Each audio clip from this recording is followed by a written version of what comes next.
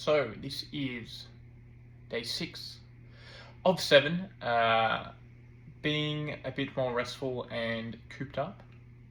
So a tip to kind of think about, ironically as I'm doing nothing, is how can we maybe incorporate more movement into our day?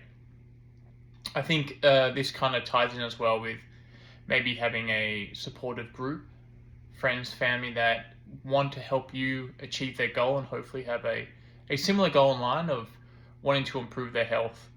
And, I guess in the context of diet, maybe losing weight or losing fat, we might say, and try to maintain muscle. So movement is a big key to that. And I just think for health promotion in general, movement is really, really important. So let's look at maybe a few ways that we can do that. So as I've kind of mentioned before in the past on here or on YouTube or whatever platform you're watching this from, is can I go for a walk with my friends from a social aspect, maybe instead of sitting and talking? If I'm at a cafe, can I get a takeaway coffee? So I might sit for a while and then have the option of getting up and walking and drinking the coffee together. If your digestion can handle that, of course. Maybe with every outing with my friend, does it have to incorporate food?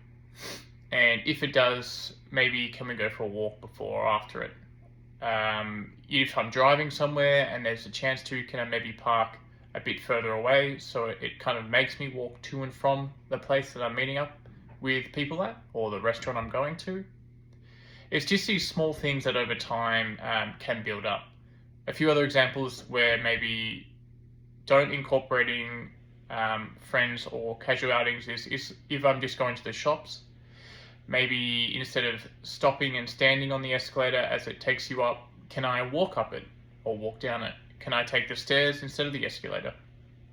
Again, it's just trying to find little things over time that I can do that don't necessarily take out of what I'm already doing, or I have to put in more time from what I'm already doing. These are activities that I've already had planned, but can I slightly change them so I can also have a chance to improve my health as well?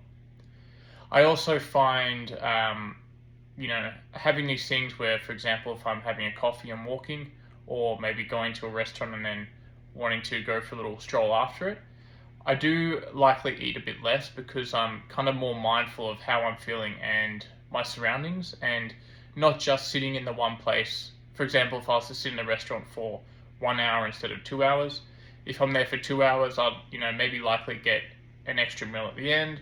Say, for example, get dessert, just because I'm sitting there and I've got nothing to do. Whereas if I sit there for, say, for example, an hour, I have my entree and my main meal, and I'm with a friend, and we've kind of finished and we're relatively full or satisfied, then we might say, okay, hey, let's get the check and go for a walk. Rather than just sitting there for 2 hours and me not being the best with conversation sometimes. If there's a bit of silence, we might just be like, oh, well, let's get something else to eat whilst we're sitting here. So because I break that up by going for a walk, it kind of stops me from over ordering and therefore maybe consuming more than I actually need or want, if my goal is improving my body composition. So I hope that helps. If you guys have any other kind of tips and tricks to try and incorporate more movement into your day, I would love to hear it. And until next time.